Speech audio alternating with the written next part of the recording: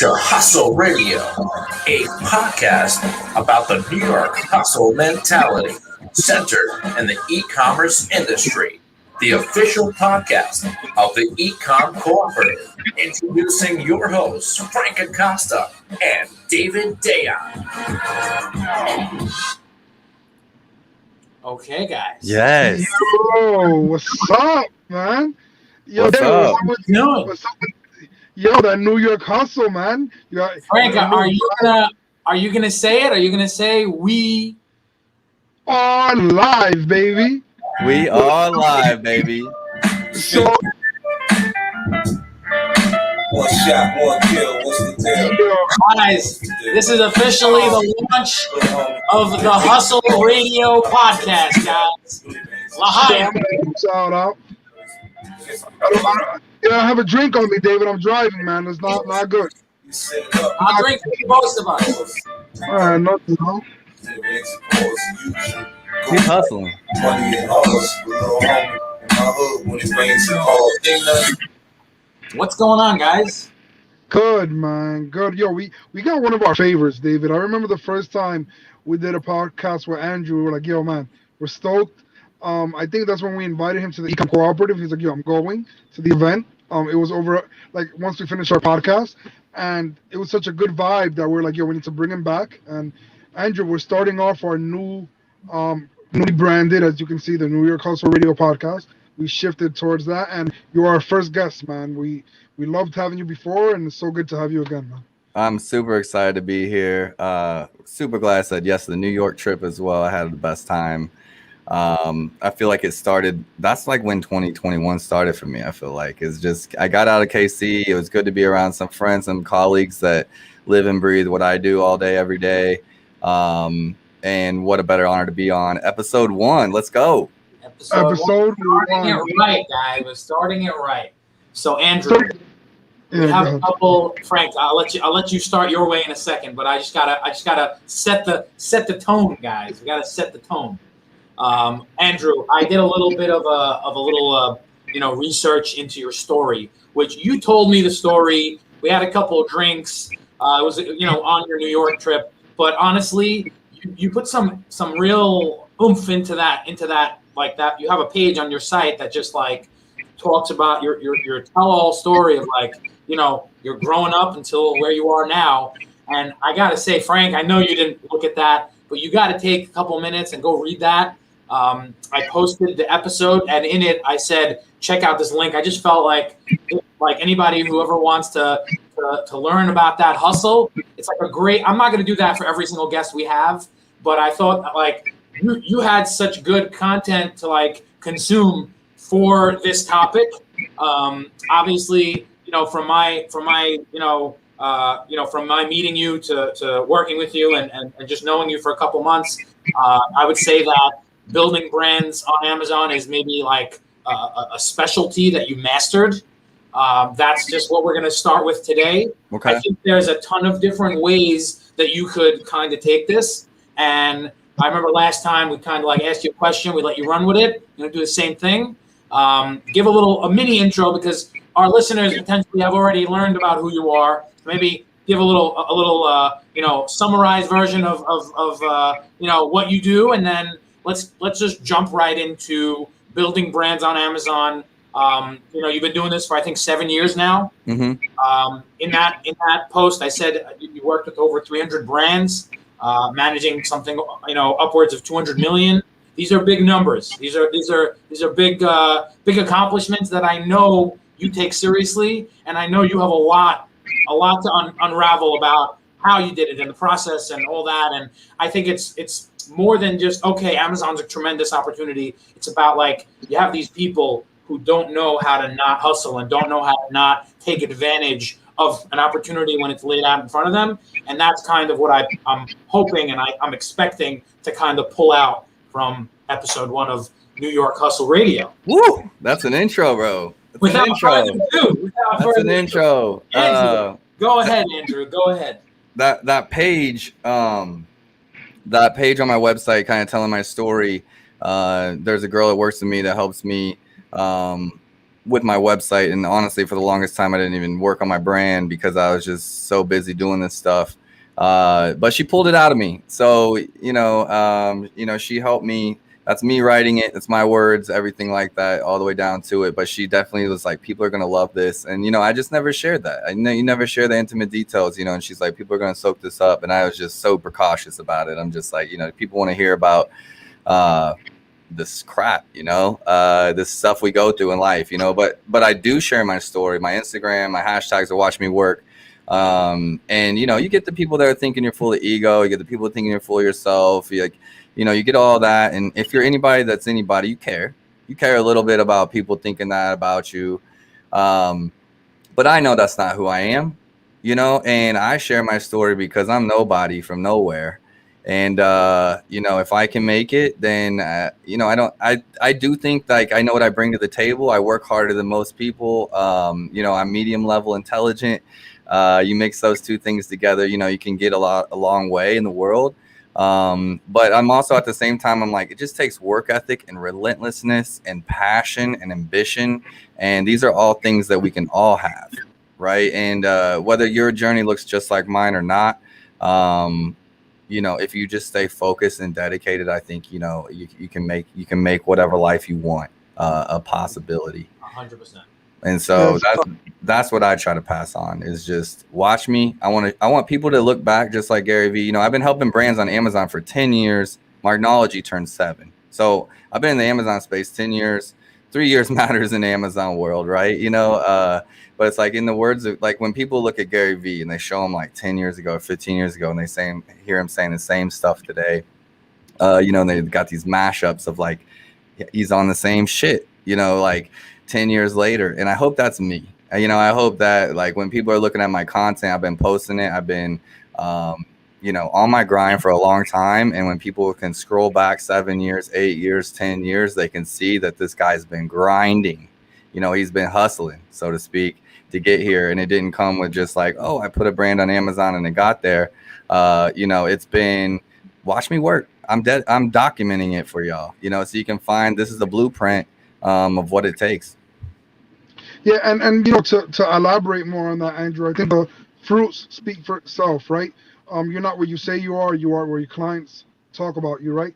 And that's what branding is, right? Because anybody can say I'm the best at this, I know this the most, and the reality is that depending on the work that you do for your clients and what they say about you, and you already have your name out there, man. So it's like, your fruits are talking for itself. And as they say, man, if you don't have a few haters, you ain't doing it right.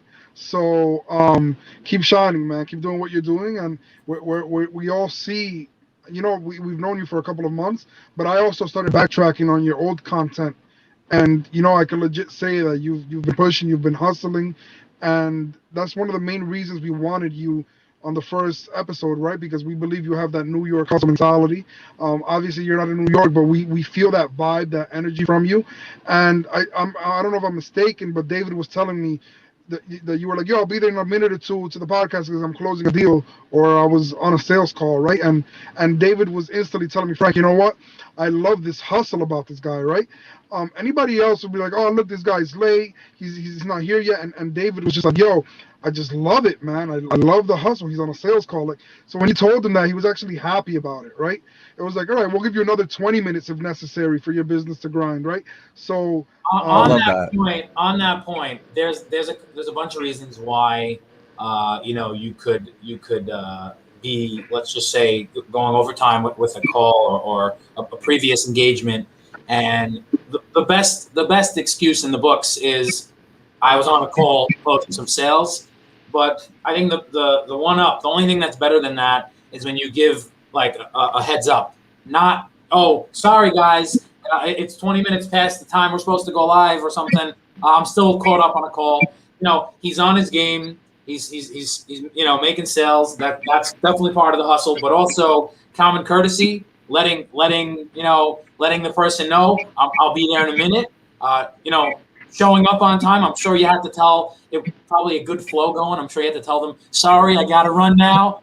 Let's set up another call to continue. I did. I hard stopped them, but I wanted to be a little early. These podcasts, they always run into issues and stuff like that, getting the mics connected and whatever. So I appreciate you guys being flexible. You know, I did wear my party shirt for the first occasion of the kickoff. You know, I was wearing my party shirt today.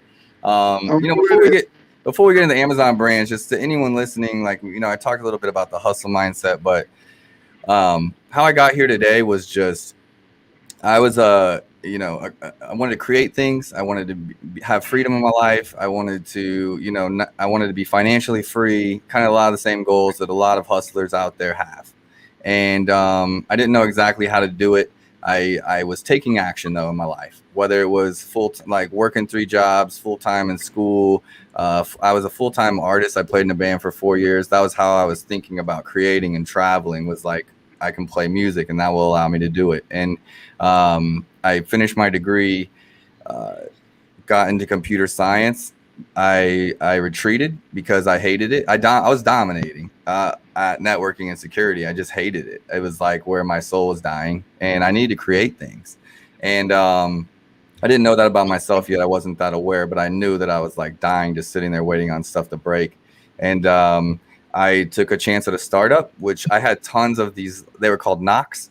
NOC centers for networks, like network operations control. They're in high demand. All these people hunting me, wanting me to work there. And it'd be so easy to be like, I've got 1 year in, let me go here, take a raise, you know, just play that game. And one thing I will say about myself, for all the mistakes I've made, I've always gone in on me and bet on myself and chased happiness. That's been my, you know, that's been my goal, and money comes along with that. And so I went into a startup, didn't know what I was getting into. That's where I found e-commerce like almost 10 years ago. And e-commerce led me to Amazon about like 1 year after. I was just getting a lot of success on Amazon, not even as my own seller or building my own brands, like a lot of private label guys or wholesale guys that have made it really big in the last 10 years. I was broke and heartbroken and financially broke, and, you know, trying to figure out all these things in life that we do in our young 20s. And I just started doing the work for other people. And so it actually multiplied, because I was working on, instead of working on just one brand and one product and waiting 6 months for it to get from China and kind of doing these things, I was working on 5 brands at the same time, 10 brands at the same time, this problem. Before long, I had a book of problems with solutions and ways to solve them, you know? And so that just elevated into trying to focus on, I leaned into what I think Amazon cares about, whether it was like a great catalog or search optimization or how to run effective advertising or branding or any of those things that Amazon deems really important. I leaned into those and also focused on all the reasons why people would tell me no for helping them on Amazon, why the brands were scared to be there. I focused on all those problems, and that's really how I've gotten to where I am now as an agency. Has been leaning into those problems and knowing the solutions for brands, and then leaning into the platform that is Amazon instead of going against the grain, going with it. And you know, trying to put my mind in the mindset of either Bezos or the programmer that's been working with him, and being like, well, what do they want? You know, in a perfect world, what would this platform do, and how would it work, and what would a listing look like, and how, you know? And so yeah. So you talk about being an expert at launching brands and things like that. It's just that's how I got here today. Just kind of like leaning into things and believing in myself along the way. I love that.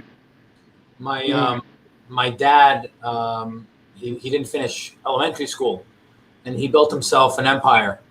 Yeah. He didn't have an education. He didn't have, you know, anything going for him. And, you know, he's like self-made.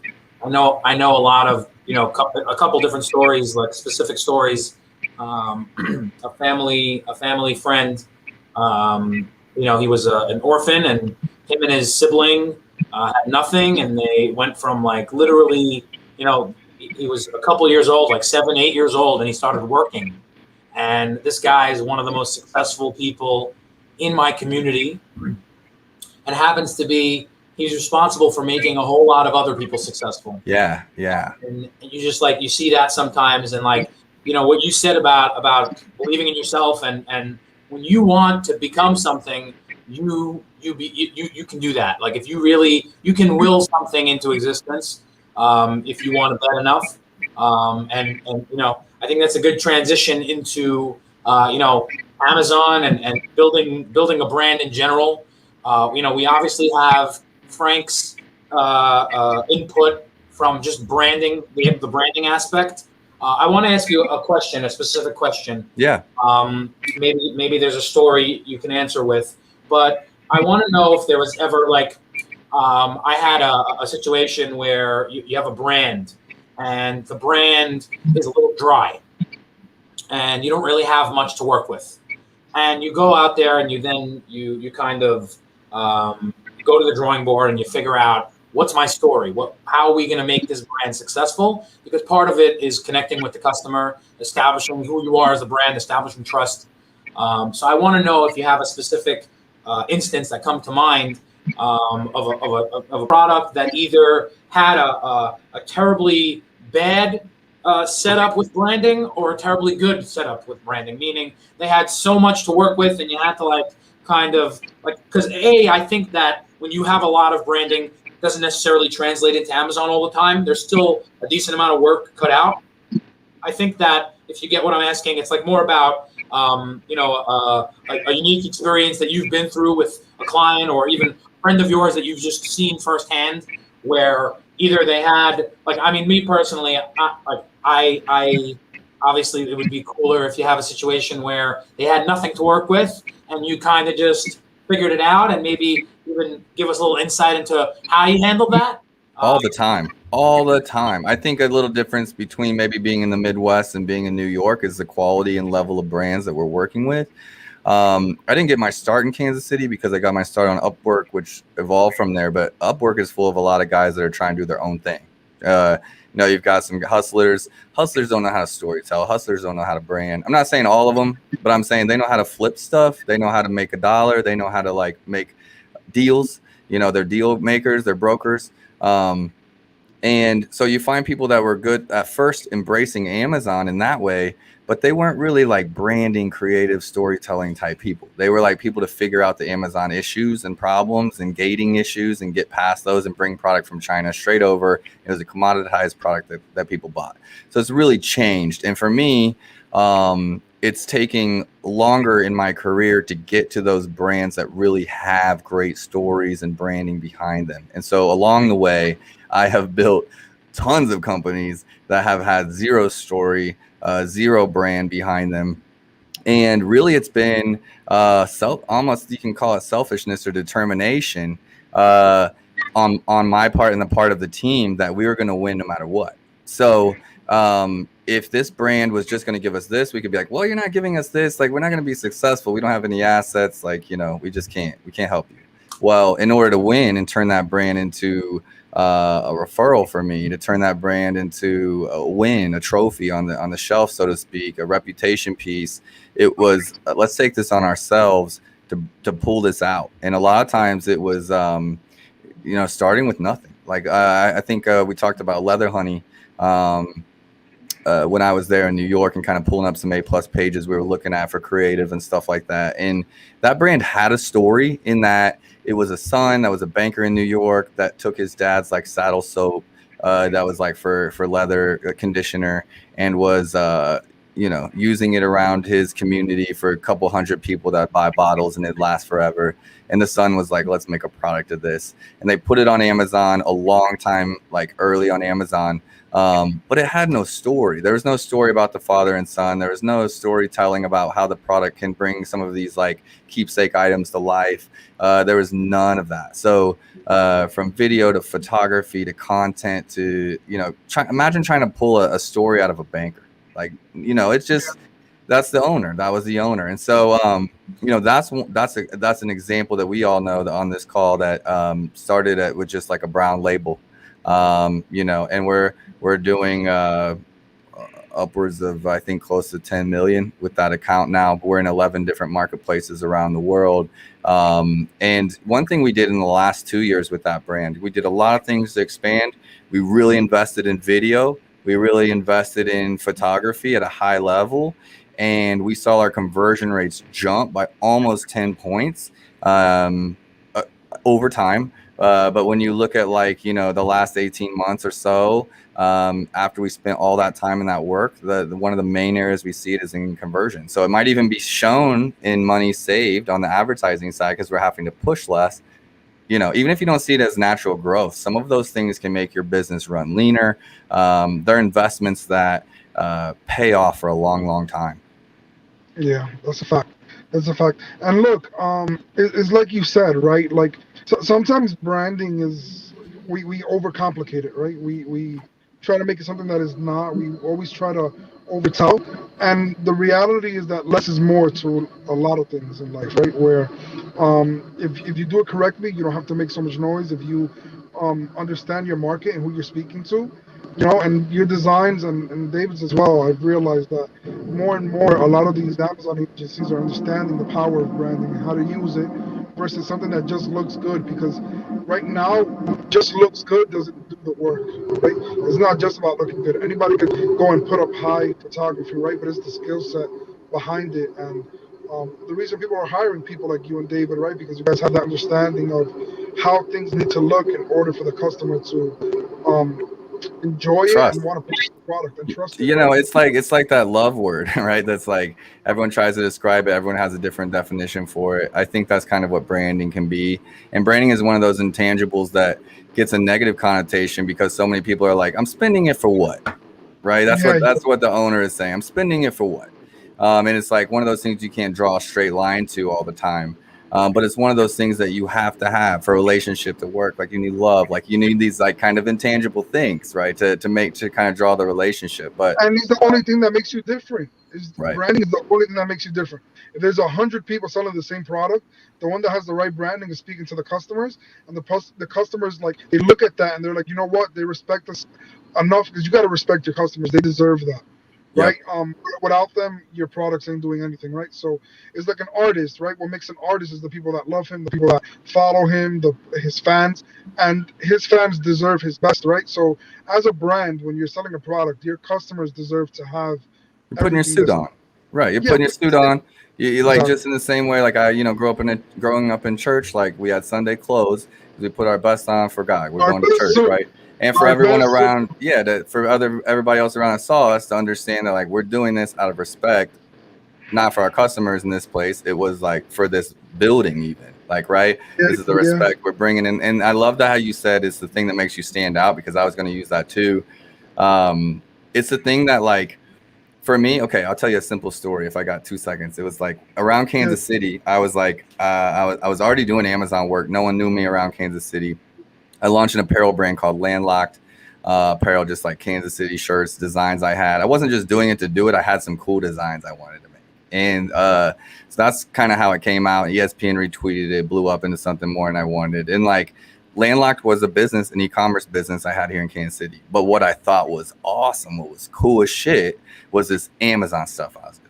Okay, I'm changing lives. I'm putting other people on. I'm like, this is awesome. We're like trailblazing, and people around town started calling me like, oh, the t-shirt guy, and it just like rubbed me wrong. I'm telling you, like I was like, what am I doing wrong? What's wrong on my Instagram? What's wrong on my Facebook? What's wrong? Like, why are people calling me the t-shirt guy? I'm so much more than a t-shirt guy. Are you kidding me? Like, yeah. okay, like no offense, but like that's just how I felt. And I was like, but as soon as I started looking inward and I was like, well, what am I putting out? What is my content putting out that's confusing the customer where they don't know anything about Amazon? They're thinking I'm the shirt guy. That's not on them, that's on me. And I started rethinking my branding. I started rethinking the way I was doing things. I started rethinking my messaging. And now I'm the Amazon guy. Right. Like, and that's like I know there's a guy called my Amazon guy. I love Steven. But around KC, I stopped getting called a t-shirt guy is my point. And I said, you know what? My brand is Amazon. I want people to know that if you're in KC, there's no one better to talk to than myself. And my brand was until everyone's calling me Amazon, that's what I'm focused on. And I went all in. And so that's, it's not really a brand story. It's my own. But it's definitely one that I lived and was frustrated through. And now that I've got it right, it's totally made the branding very, very clear for me. So I'm going to pull out a correlation here, guys. This is a on the fly thing. So forgive me if it doesn't make any sense. I'm going to say that there's a little bit of like branding is something that you have to hit that up early on in your Amazon plan. If I had to order it, I would say number one, inventory. Number two, make a plan to stand out, like we've been saying. Yep. Make sure you have good listing assets. That's like an easy number 2 on the hit list. I want to say that there's a correlation with hustling. You could a lot of it, and we were just on a podcast with Solozo. I think you know them. They're here in KC. Yep, exactly. Yeah, they were talking to us about the barbecues and all that. Andrew, I was like, yo, KC must be a barbecue thing, man. Hey, you're like, Drew's already got me squared away. We're good. We're good. yeah, that's a fact. No, I love those guys. We're all homies. So they were telling us about how we were talking about the hustle. We mentioned how we have Hustle Radio, and they kind of said like the first thing is showing up, and we kind of said like how we started No Name Podcast, and we're like we just started it, and we kind of pulled out. If you want to say that was like a pre. That was like hustle vibes. And we kind of like pulled out like step 1 of the hustle mentality. And basically like what you need to do is you have to just show up. You got to just start. Just start. I don't know if it's number 2, but I want to say it's early on. You got to figure out what you're putting out into the world. You got to figure exactly like you just kind of said. You got to figure out what your messaging is. Who are you? And you got to look.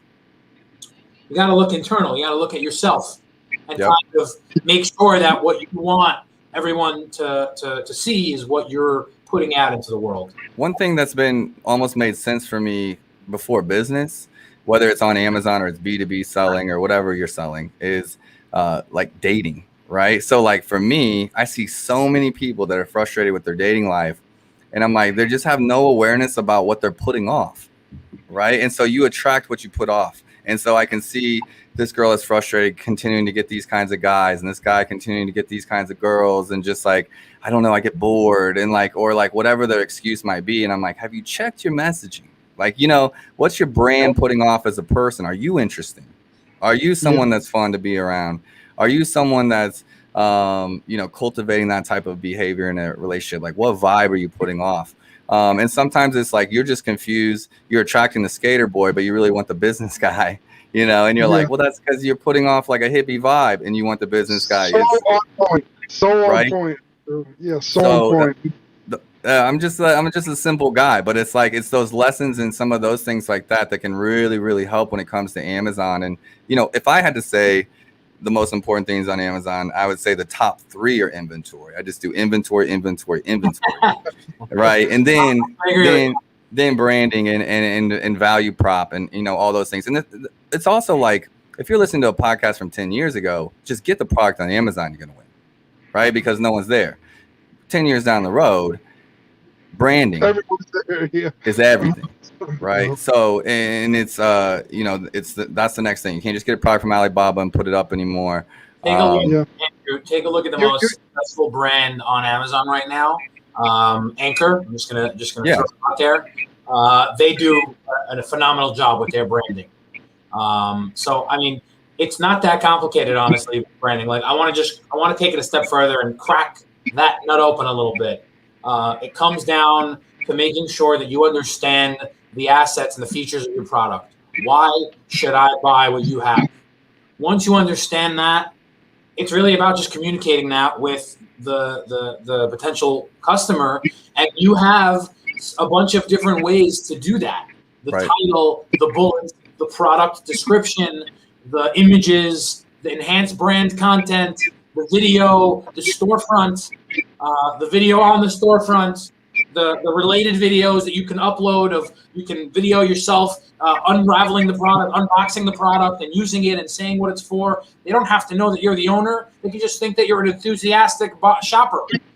But it just goes with making sure that anybody who wants to buy that, anybody who's in the market for the product you're selling, A, find your product, but B, because obviously when you're looking at 4 or 5 products on the page, you want to make sure that your product stands out. You have a big picture. They can zoom up on the item. They can see it. That first angle is all that matters. Then once you get past the first barrier, the rest of the information that you put together about your product is what matters. Yep. And branding yourself doesn't really mean much more than just showing up and bringing to the table whatever it is that matters. You know what's crazy? And not to cut you off, Frank, I was just saying that like the big brands, that care so much about branding. They get branding, Nikes, like, just Under Armour, like just think big, that have spent thousands and thousands and millions on branding. It's strange that those are the brands that don't really care about branding on Amazon. They have so much fear that they don't know how to tackle it, or they have people close to them telling them it's impossible.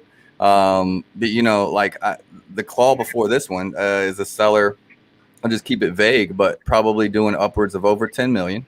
I reached out to them because I saw that there was still a lot of potential left on the table for them. They're in the skincare category, which is huge, cosmetics and beauty, things like that. Their branding needs some work. They've got, let me talk about some specifics. They have a before and after picture in picture 4 and picture 5. There's no clue that it's a before and after picture. It could have been combined into one. They have 2 pictures of the same product on a white background, one on picture 1, one in picture 2 as the box. Picture 7 doesn't have a video, Frank. They need you. Picture 6 could be talking about how it's animal cruelty free, things like that, benefits of the product. And we've opened up 3 or 4 image slots just by combining the photos. That's storytelling. 100%. Brand's already doing well. They're doing well, but they're also plateaued. And the next level is hustling, honestly, in regards to what are all the levers I can pull? What are all the levers I can pull on Amazon? How do I be my best? You know what I said to him? He's got 2 agencies right now that he has 3 brands on one account. And he has 2 different agencies. One's helping him with PPC and strategy. One's helping him with A/B testing and listing optimization.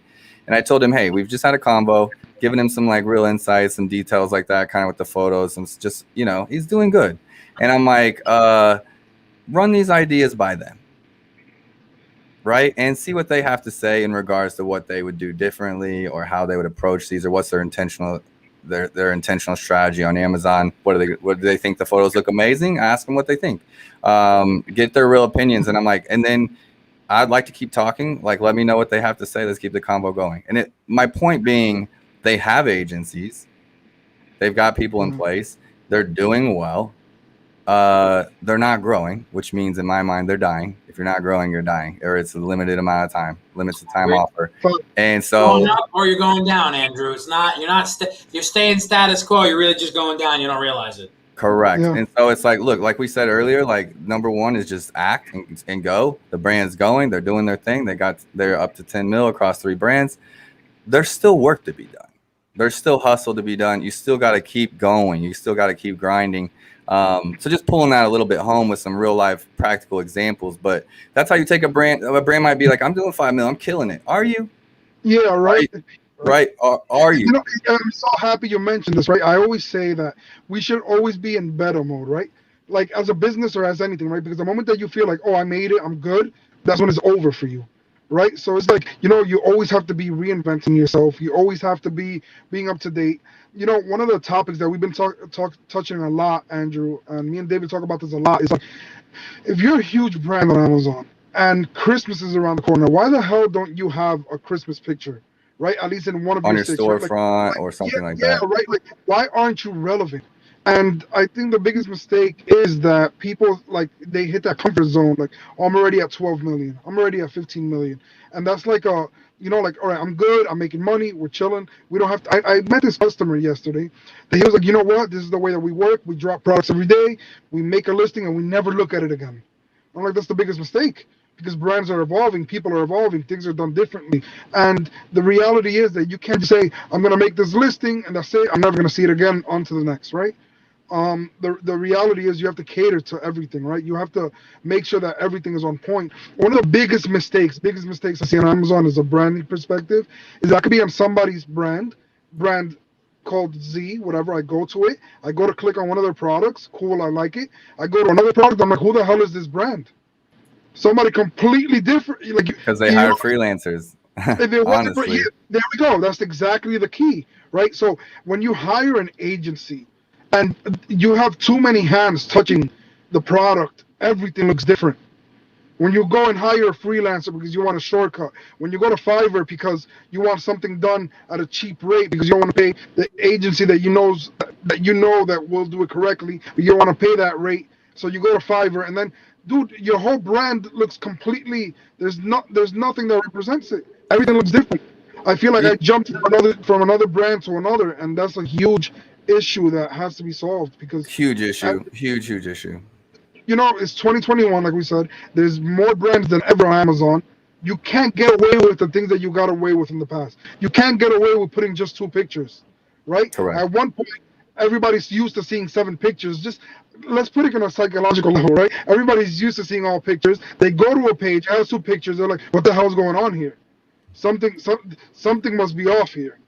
Right? And it's just a reality, man. Like whatever real estate Amazon allows you to put, if they tell you today you could put videos, make sure that you're putting a video, even if it's not the best video in the world, right? The fact that you're saying, you know what, I'm gonna put something out there, and then I'm gonna elevate it, and I'm gonna, like people that are just starting on Amazon, everybody knows that there's so much funds that have to be allocated, right? But even if you give a damn, just give a damn a little bit, and you can make things work, right? You And know, it comes down to that hustle. I'm so surprised at how many brands, like, you don't even have to hire an agency, right? Like you can figure this stuff out on your own by studying the listings that look great if you want. Now you can't solve all the problems, but you can do some of the branding stuff if you wanted to just study the I've been studying the competition for 10 years. Like Of course. some of these true Amazon OGs, I would find out who they were. I'd study their listings. I'd see exactly what they're doing. They'd start following me on Facebook. I'd just watch everything they're doing. I would watch everything they're doing, and then I would make it better because that's who I am. Right. 100%. So like, I'm like, everyone can do that. You don't have to hire me if you want to. Right. Now I have a team that's not just me. So whenever you get my agency, you get my team, which has expertise even beyond what I can bring to the table. Like 100 years plus. Yep. right. And it's like, so one, I like to say that to the brand that was like just create listings and put them up to anyone that's listening. Like that is not how Amazon works. This is a catalog. This is an algorithm that gets better with data. If you don't have an agency, if you don't have someone on your team that's interpreting your advertising data and your keyword data and saying, hey, maybe I actually need to take out these 4 keywords out of this listing and put 4 different ones in there because I ran advertising and I ran $1,000 on each keyword and they didn't convert at the level I want. That's going to kill my conversion rate. So maybe I was getting sales from those terms, even if I'm not advertising on them, they're coming in organically and bouncing because it's not a term that actually brings sales. It's hurting my conversion rate. Do you even know where to look at for conversion rate on Amazon? And if you do, and you see it's hurting your conversion rate, it's hurting your overall score across everything else. So simply by creating a listing and never looking at it again, you might have keywords in there that are causing your listing to bounce, causing customers not to buy your product, which ultimately is having Amazon push you down on the ranking system and the algorithm, and you're not getting the best results you can get. So if you're going to go to the work of sourcing, building, designing, packaging, branding a product, do us the kindness to at least like look at it again, you evaluate your data, see how results are doing, and continue to improve.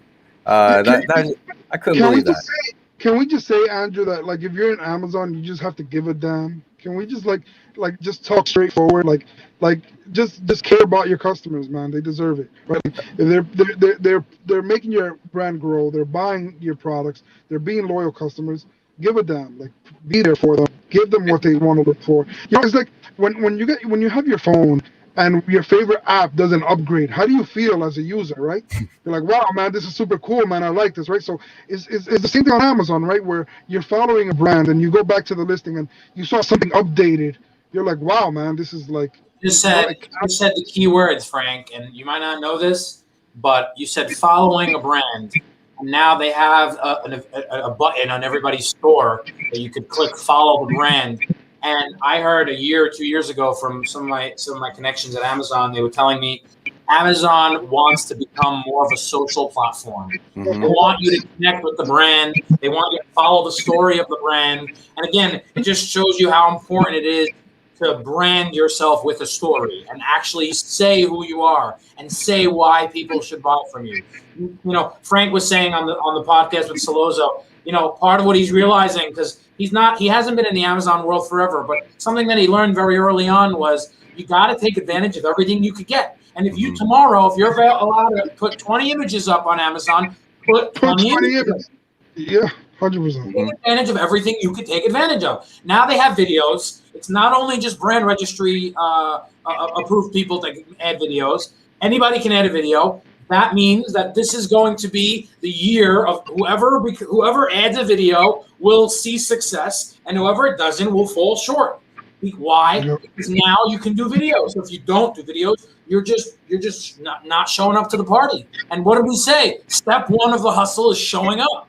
Step one of the hustle is showing up. Look, yeah, and look, this is the reality, man. I think that this is like we actually got like a little theme here. We got like a little lesson. We got like a little message here. 100%. And David, I want to add on to that because it's like it keeps getting deeper and deeper, right? Like when people ask me, Frank, how did creative percent come up? How did you get these customers? How are you dealing with these big brands? And I'm like, yo, I'm a product of failure, man. I'm a product of doing things wrong and figuring it out. So this is the thing with Amazon, right? Like you need to figure it out. And sometimes you'll do something and it'll fail. And the reality is that's okay. Like it's a learning curve, right? You fix it and you don't do it again, right? So it's a product of not failing forward, man. Failing forward is what makes everybody successful in any business that exists, right? So, I want to touch on the failing aspect, Frank. I think this is a good way to end off the episode. You say this a lot. Part of success. And I have a nice sign on my wall that says that, the first step is risks.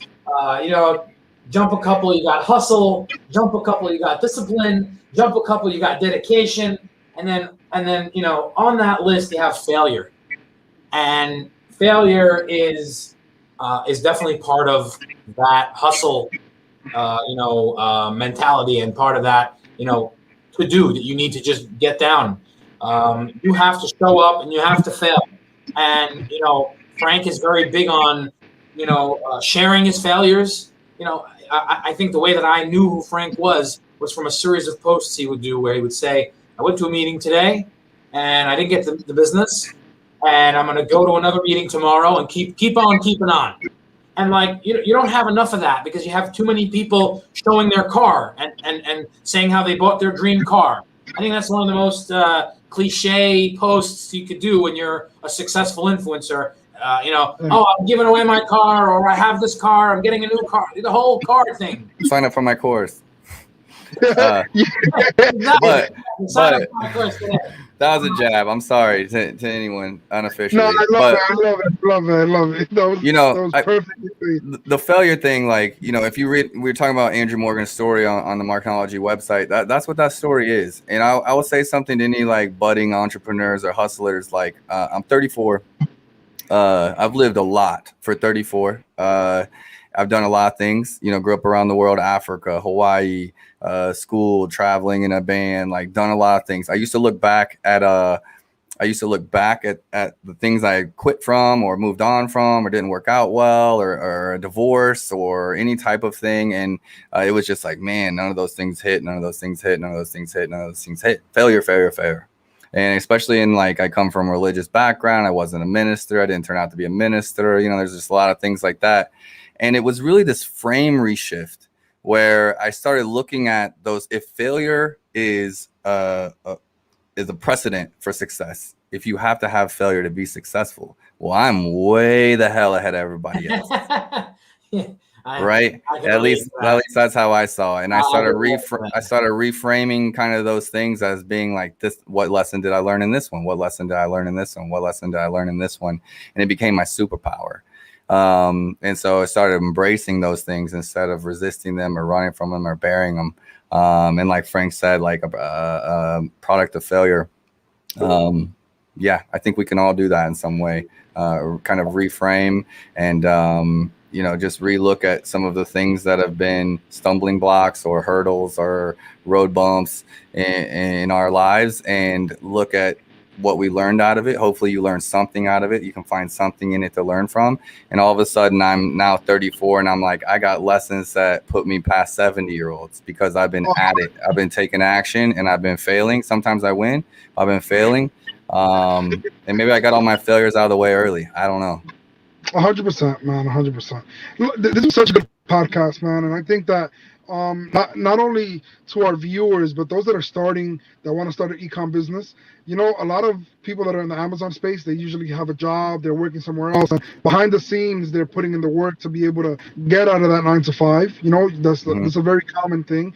And if you're hearing this, right, it's like, you know, these are some clue things that people have failed with, and if you really pay attention, you don't have to fail at those same exact things, right? That's why some people did it first. So I think a lot of the heat that we drop today can save a new up and coming Amazon person a lot of time, energy, and frustration, right?